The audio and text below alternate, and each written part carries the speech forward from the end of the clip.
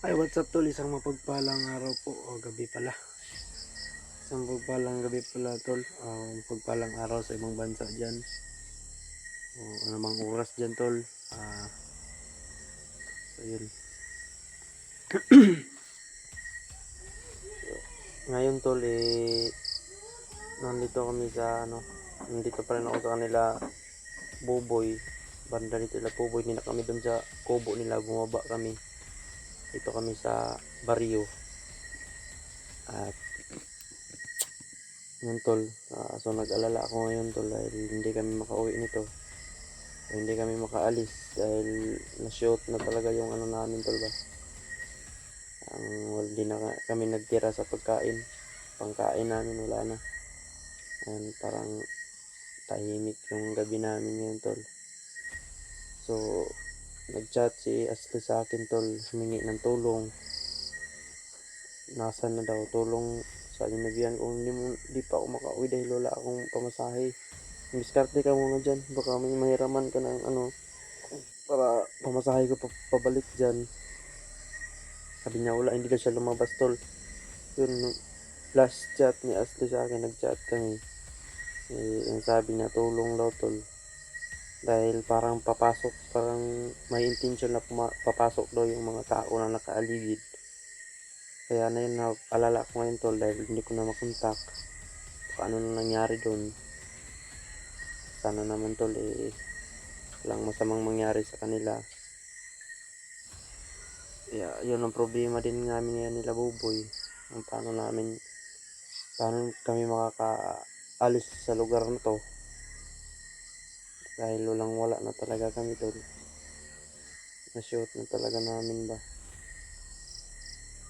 So, yun, hindi na namin nakapakita yung pagligtas namin sa bata tol. Dahil hindi na namin inisip yung mag-video dahil nasira din yung camera ko sa likod. Nasira ba kaya hindi na ako nag-video. So ngayon lang ako nag-update sa inyo tol. Update po ko sa kanina nag-live ako. So ngayon update na naman ako sa inyo tol. Paano nangyari sa kanila din ba. Sana walang nangyaring masama sa kanila tol.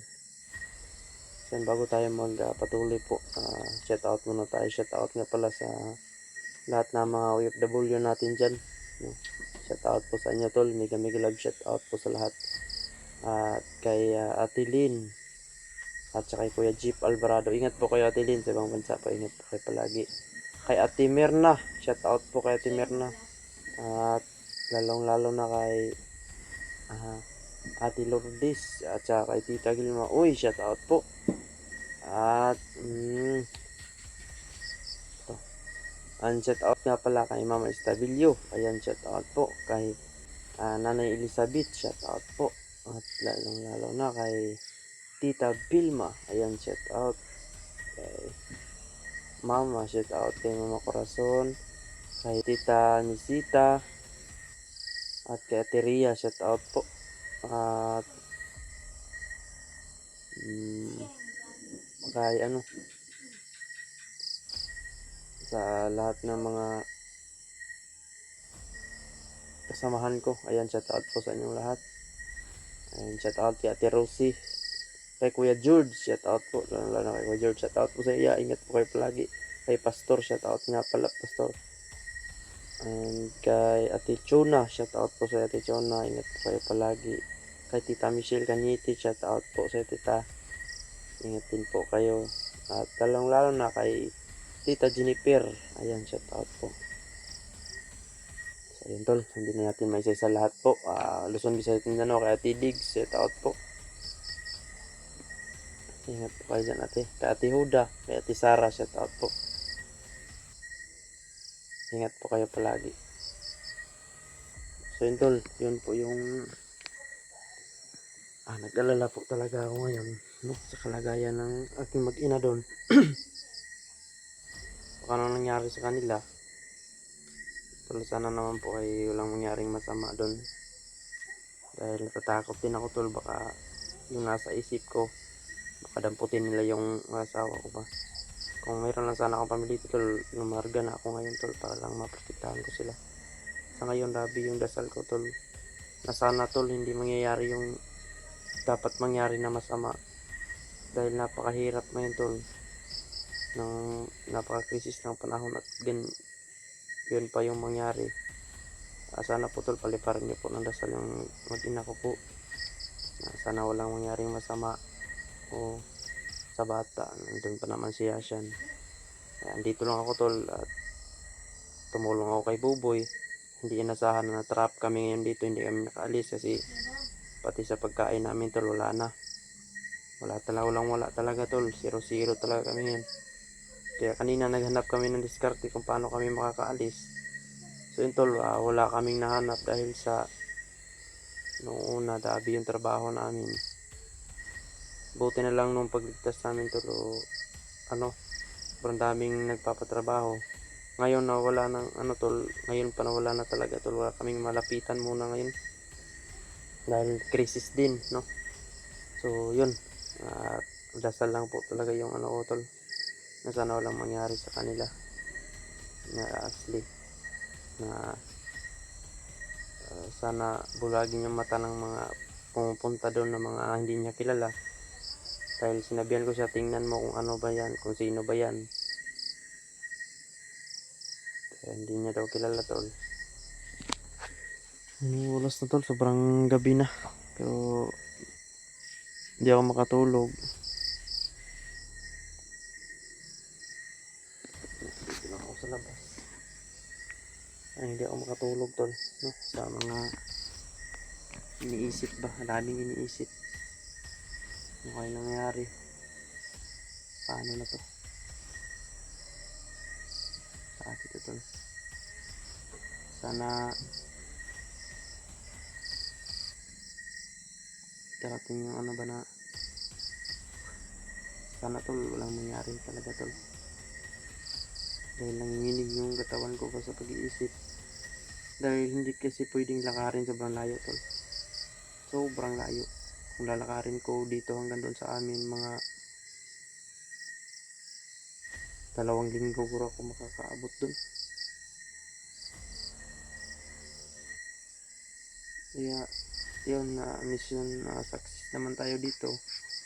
Yung problema ko ngayon ng pag-uwi, at saka kailangan ko madala sila Buboy dahil hindi sila pwede dito tol, dahil hingian sila, buwan-buwan sila hingian ng mga demonyo dito. Hindi sila makapagbigay, sila pa yung magiging may utang, no? Kung hindi makapag may dadamputin para lang mapilit na mabigyan sila. Ganyan ba, sobrang hirap, daming mapoiso. Kaya yun din ang kinakatakutan ko na mangyari ulit, no?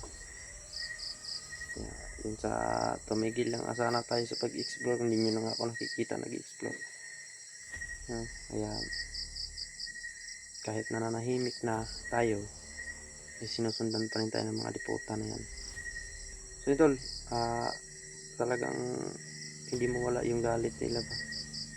Kung naghahanap talaga sila ng sakit o naghahanap sila ng problema, kahit ano yung pananahimik natin dito, babanggain pa rin nila tayo. Kung tayo man yung umiiwas, o nandun na tayo sa umiiwas tol, umiiwas na po talaga tayo. Pero parang palapit ng palapit sila. Pag sabi nila hindi tayo pumapalag, parang malakas na yung loob nila ba, lumakas yung loob nila na manakot, dahil akala nila hindi na tayo hindi na natin sila babanggain, tayo na naman yung binabangga nila. So yun tol, paliparan niyo po ng dasal yung mag-ina ko po, sana walang nangyaring masama po sa kanila, at sa akin din po, sana po tol makauwi na ako tol, makaalis kami dito sa lugar na to tol, para sama-sama kami. Ano man yung tol, balitaan ko po kayo tol kung anong mangyayari, o update ko kayo agad kung nangyari doon, kasi yun ang last chat ni SD. So yun, nag-alala talaga ako ngayon dahil hindi ko na talaga makontak Hindi na tol. Lang last chat na sa akin. Tulong. Parang papasok na daw sila. Anong ginawa nila din tol. So wala akong magawa din ngayon. Dito lang ako. Sarap na sana maglakad tol, pero pinipigilan ako ni Boboy na sobrang layo kasi baka ano pa nang mangyari sa akin sa daan. So hintay lang ako ng tiyempo. Kinukuha ni. Saan naman ako ni tol. Langay ko niyo tol. Yan, shout out nyo lahat. Yan, ingat po kayo palagi. Natrap po talaga tayo dito. Hindi ko naman sinisisi yung ano ko tol. Hindi ko naman sinisisi yung akin lang na ayun, nakatulong tayo. Tulungan na natin, success na tayo. So yung problema natin ngayon yung pag-uwi. Ang oras na.